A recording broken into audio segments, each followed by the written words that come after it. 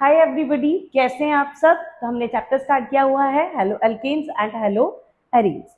तो आज हमारा टॉपिक है physical properties of halo alkanes, इनके मेथड्स ऑफ प्रेपरेशन, इनका इंट्रोडक्शन और नॉमेनक्लेचर हम पहले की वीडियोस में कर चुके हैं। तो चलो स्टार्ट करते हैं। So physical properties, so first physical properties होती है फिजिकल स्टेट। फर्स्ट क्या होती है हमारी physical state. So physical state के अंदर क्या होता है, जो ऑलमोस्ट जो हमारे हेलोएल्केन होते हैं वो क्या होते हैं, कलरलेस। ऑलमोस्ट क्या होते हैं वो, कलरलेस। ठीक है। जो लोअर मेंबर होते हैं, लोअर मेंबर्स होते हैं हमारे गैसेस। जैसे जैसे मेंबर्स, जैसे मतलब कार्बन का नंबर इंक्रीज हो जाता है, लोअर मेंबर्स मतलब जिनके अंदर कार्बन का नंबर कम है, जैसे जैसे कार्बन का नंबर इंक्रीज होता जाता है वैसे वैसे वो लिक्विड और सॉलिड के अंदर चेंज हो जाते हैं। मतलब लोअर मेंबर्स जो होंगे वो गैस होंगे, हायर मेंबर उससे थोड़े से ज्यादा वो लिक्विड होंगे, और जिनमें ज्यादा नंबर ऑफ कार्बन होंगे वो हमारे क्या होंगे, सॉलिड होंगे। So this is the first physical property. So second आपकी आ जाती है जो कि मोस्ट इंपॉर्टेंट फिजिकल प्रॉपर्टी है, that is solubility. Second property क्या है आपकी, सॉलिबिलिटी। सॉलिबिलिटी, ठीक है।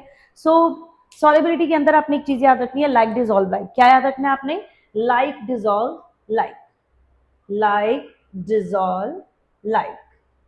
okay, so polar dissolve polar, non-polar dissolve non-polar. So first of all we have to identify that haloalkane is polar or not.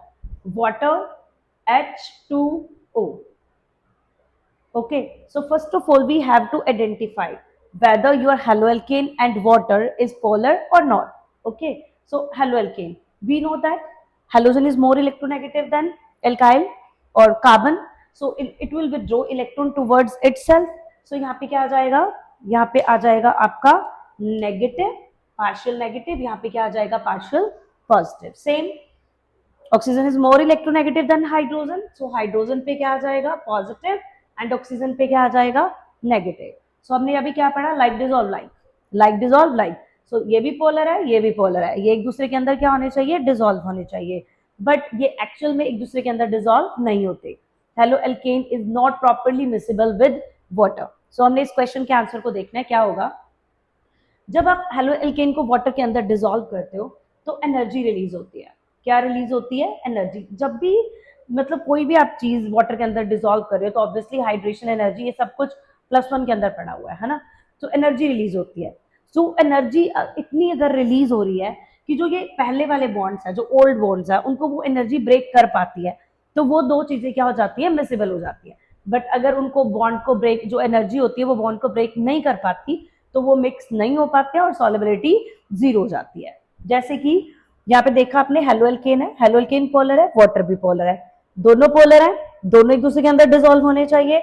But जैसे ही आपने इनको dissolve किया, energy release हुई।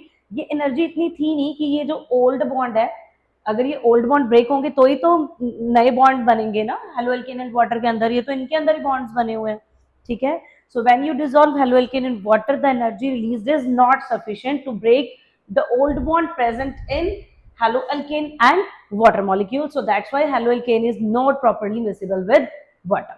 क्योंकि जो haloalkane है, haloalkane के अंदर जो bonds है, strong bond है, water के अंदर strong bond है। So इतनी एनर्जी रिलीज होनी चाहिए कि जो वाटर के अंदर बॉन्ड्स है और जो हेलोएल्केन के अंदर के बॉन्ड्स है वो ब्रेक हुए तो ही उनके नए बॉन्ड्स बनेंगे जो हेलोएल्केन और वाटर के होंगे। बट एनर्जी इतनी रिलीज होती नहीं है, इतनी सफिशिएंट होती नहीं है कि वो ओल्ड बॉन्ड को क्या कर सके, ब्रेक कर सके, इसलिए सॉलिबिलिटी क्या हो जाती है, नहीं होती है। जो हेलोएल्केन होते हैं वो वाटर के अंदर सॉल्युबल नहीं होते हैं। ठीक है। So haloalkanes are not properly miscible with water. Reason क्या है exact, the energy release is not sufficient to break the old bond present in haloalkane and water molecules. ठीक है। सो थर्ड आ जाता है आपके पास बॉइलिंग पॉइंट। ये भी बहुत इंपॉर्टेंट है, इसमें एनसीईआरटी में आपको काफी क्वेश्चंस मिल जाएंगे इससे रिलेटेड। ठीक है, बड़ा इंपॉर्टेंट कॉन्सेप्ट है। ठीक है। थर्ड कॉन्सेप्ट आ जाता है आपका बॉइलिंग पॉइंट। क्या आ जाता है, boiling point. So first of all तो जो आपके हेलोएल्केन्स होते हैं वो क्या होते हैं, पोलर होते हैं। पोलर होंगे तो जो फोर्स होते हैं, इंटरमोलिकुलर फोर्स ऑफ अट्रैक्शन इनके अंदर ज्यादा होता है। कोई भी चीज अगर पोलर है, एक के ऊपर पॉजिटिव है, नेगेटिव है, स्ट्रांगली जुड़े होते हैं, है ना। ठीक है। सो तो इनके बॉइलिंग पॉइंट ऑब्वियसली, अगर मैं हेलोएल्केन की बात करूं तो इनके बॉइलिंग पॉइंट क्या होते हैं, ज्यादा ही होते हैं, ठीक है। क्यों ज्यादा होते हैं? क्योंकि ये पॉलर होते हैं, जिससे इंटरमोलिकुलर फोर्सेस ऑफ अट्रैक्शन क्या होते हैं? ज्यादा, ठीक है। बाकी इनके कुछ कंडीशंस है, वो कंडीशंस देख लो।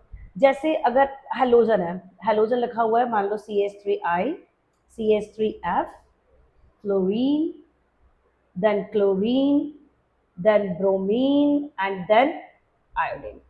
So जैसे जैसे हेलोजन मतलब डाउन अ ग्रुप आ रहा है, जैसे फ्लोरीन से क्लोरीन, ब्रोमीन, आयोडीन, वैसे वैसे बॉइलिंग पॉइंट भी क्या हो रहे हैं? इंक्रीज। इमेजिन कर रही हूँ, मेरे को मतलब कंफर्म नहीं है यहाँ पे, अगर मान लो 373 है, 378 मान लेते हैं हम, ठीक है। सो यहाँ से जो बॉइलिंग पॉइंट है इसका 380 आ जाएगा, इसका क्या आ जाएगा? 390 आ जाएगा, और इसका कितना आ जाएगा? 395 कैलोरी।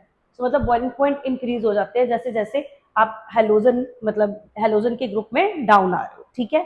सो फ्लोरीन, क्लोरीन, ब्रोमीन, आयोडीन जैसे जैसे डाउन आ रहे हो, क्योंकि down a group van der Waals forces क्या हो जाते हैं? इंक्रीज हो जाते हैं, जिससे उनके अंदर फोर्स स्ट्रांग हो जाते हैं और उनके बॉइलिंग पॉइंट क्या हो जाते हैं?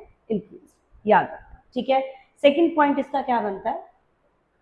सेकेंड पॉइंट इसका क्या बन रहा है? देखो, मान लो आपके पास है CH3Cl, यहाँ पे है CH2Cl2, एक है CHCl3 और एक है CCl4। तो जैसे जैसे हेलोजन का नंबर बढ़ रहा है वैसे वैसे उनके बॉइलिंग पॉइंट भी क्या हो रहे हैं? इंक्रीज। यहाँ पे अगर यहाँ पे मैं बॉइलिंग पॉइंट मार रही हूँ 320, तो यहाँ पे 329, यहाँ पे आ गया 370 और यहाँ पर कितना आ गया? 390 कैलोरी। सो जैसे जैसे हेलोजन का नंबर इंक्रीज हो रहा है, यहाँ पे 1 2 3 4, वैसे वैसे बॉइलिंग पॉइंट भी क्या होते जा रहे हैं? इंक्रीज होते जा रहे हैं, ठीक है। फिर नेक्स्ट आ जाता है हमारे पास, next third condition. Third condition भी इंपॉर्टेंट है बच्चों, इसकी कंडीशंस साथ साथ करते रहनी है, नोटबुक पेन आपके ओपन होने चाहिए। थर्ड कंडीशन होगी जैसे CH3CH2, यहाँ पे हमारा क्या लगा है? Cl। अगला है हमारे पास CH3CH2CH2CH, सॉरी यहाँ पे 2 लेते हैं, यहाँ पे 3 ले लेते हैं, Cl। अगले में हम क्या ले लेते हैं? CH3, 4 and Cl। सो जैसे कार्बन का नंबर इंक्रीज हो रहा है, यहाँ पे कार्बन का नंबर 2, यहाँ पे 3, यहाँ पे कार्बन का नंबर क्या है? 4। सो बॉइलिंग पॉइंट वैसे वैसे क्या होते जाएंगे? इंक्रीज। अगेन 320, 350 और यहाँ पे हो जाएंगे 370 कैलोरी। जैसे जैसे कार्बन का नंबर इंक्रीज कर रहे हो वैसे वैसे बॉइलिंग पॉइंट क्या होते जाएंगे?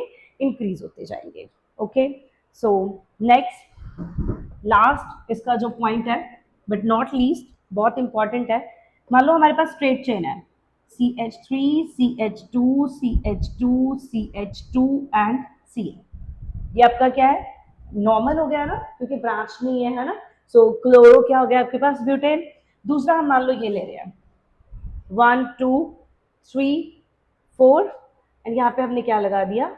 Cl लगा दिया। वैलेंसी कंप्लीट कर देते हैं, ठीक है। सो हमारे पास ये दो हैं, इन दोनों में से हमने देखना है किन के बॉइलिंग पॉइंट ज्यादा होते हैं, ठीक है। सो अगर मैं बॉइलिंग पॉइंट की बात करूँ, जो स्ट्रेट चेन के बॉइलिंग पॉइंट होते हैं, हमने इमेजिनेशन नहीं करना है, एज इट इज आपको बॉइलिंग पॉइंट कुछ रटने की जरूरत नहीं है कि आप बॉइलिंग पॉइंट के रटो या, ठीक है। तो यहाँ पे मान लिए थे हमने 380 और यहाँ पे हो जाते हैं 360 कैलोरी। तो यहाँ पे बॉइलिंग पॉइंट डिक्रीज हो गए, even same number of carbon है, ठीक है, सेम नंबर ऑफ हमारे पास हेलोजन है, बट इसके अंदर चेंजेस क्या है कि यहाँ पे ये क्या हो गया? ब्रांच। यहाँ पे क्या हो गया? ब्रांच। जैसे ही सरफेस एरिया डिक्रीज होगा, क्या डिक्रीज होगा? Surface area. यहाँ पे स्ट्रेट चेन है, यहाँ पे जैसे ही ब्रांच हुई तो सरफेस एरिया कॉम्पैक्ट हो गया, डिक्रीज हो गया, तो जो वैंडरवॉल फोर्सेस का मैग्नीट्यूड है वो भी क्या हो जाता है? डिक्रीज। जैसे ही वैंडरवॉल फोर्सेस डिक्रीज होंगे, है ना, सरफेस एरिया डिक्रीज हुआ, मैग्नीट्यूड वैंडरवॉल फोर्सेस का डिक्रीज हुआ, वैसे ही जो हमारे बॉइलिंग पॉइंट है वो भी क्या हो जाते हैं? डिक्रीज। सो स्ट्रेट चेन के बॉइलिंग पॉइंट ज्यादा होते हैं एज कंपेयर टू ब्रांच। अगर सेम ही फॉर्मूला है, आइसोमेरिक है ना ये, इसका आइसोमरी तो है ये वाला, है ना, आइसोमर हमने पढ़े हुए हैं। सो जो आइसोमेरिक हैलाइड है, तो आइसोमेरिक हैलाइड्स के जो बॉइलिंग पॉइंट होते हैं वो कम होते हैं as compare to straight chain. क्यों कम होते हैं? क्या रीजन है? क्योंकि सरफेस एरिया डिक्रीज होता है एंड सरफेस एरिया डिक्रीज होने के साथ ही क्या डिक्रीज हो जाएगा? मैग्नीट्यूड ऑफ वैन डर वाल फोर्सेस, ठीक है। सो जैसे ही ब्रांच होगा वैसे ही उनके बॉइलिंग पॉइंट क्या हो जाएंगे? डिक्रीज हो जाएंगे, ठीक है। बहुत इंपॉर्टेंट पॉइंट है, बॉइलिंग पॉइंट से जरूर क्वेश्चन कुछ ना कुछ आपको पेपर में मिल जाता है। सॉल्युबिलिटी भी इटसेल्फ इंपॉर्टेंट है। 2025 में जो हमारा अभी एग्जाम इसी ईयर हुआ था, वहां पे ये वाला क्वेश्चन आया था कि why haloalkanes are not properly miscible with what? It's quite simple, quite easy, and इस टाइप के क्वेश्चन देखो अगर पेपर में आ रहे हैं तो आप खुद सोच सकते हो, एक भी सिंपल टॉपिक जो आपको लग रहा है कि ये तो नहीं पेपर में आएगा, वो भी पेपर में आ जाता है ना। सो हर एक चीज को बहुत ध्यान से करना है। नेक्स्ट आ जाता है हमारे पास डायपोल मूवमेंट। डायपोल मूवमेंट या आ जाता है पोलैरिटी, या क्या आ जाता है, polarity. I told you earlier कि हेलो एल्केन्स पोलर तो है, हेलो एल्केन्स पोलर तो है ही, क्योंकि हेलो एल्केन्स का क्या फॉर्मूला है, CH। Halogen is more electronegative than carbon, यहाँ पे नेगेटिव यहाँ पे पॉजिटिव, तो हेलो एल्केन पोलर तो है, पोलैरिटी तो शो करते ही है, ठीक है। अब हम डायपोल मोमेंट की बात करते हैं। जैसे मैं सबके साथ मिथाइल लगा रही हूँ, fluorine, chlorine, bromine, iodine, CH3F, यहाँ पे क्या आ जाएगा, CH3Cl, CH3Br and CH3I।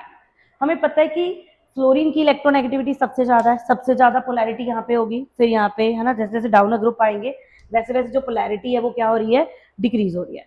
But the thing is, जो डायपोल मूवमेंट होता है, डायपोल मूवमेंट याद है ना क्या होता है, mu is equal to Q into D, है ना। एक के ऊपर चार्ज है प्लस क्यू, एक के ऊपर क्या है माइनस क्यू, और इनके बीच का डिस्टेंस, उसी को तो हम बोलते हैं डायपोल मूवमेंट। यूनिट होती है डिवाइड, ठीक है। सो देखो डायरेक्टली प्रोपोर्शनल है ना, डायपोल मूवमेंट जितना डिस्टेंस होगा उतना ही क्या होगा, डायपोल मूवमेंट होगा। चलो तो हम यहाँ से समझते हैं कि CH3F Cl Br I, CF जो होता है वो ज्यादा इलेक्ट्रोनेगेटिव है तो ज्यादा पोलर होगा, ये उससे कम, ये उससे कम, ये उससे कम, है ना, डिक्रीजिंग ऑर्डर में जा रहे हैं।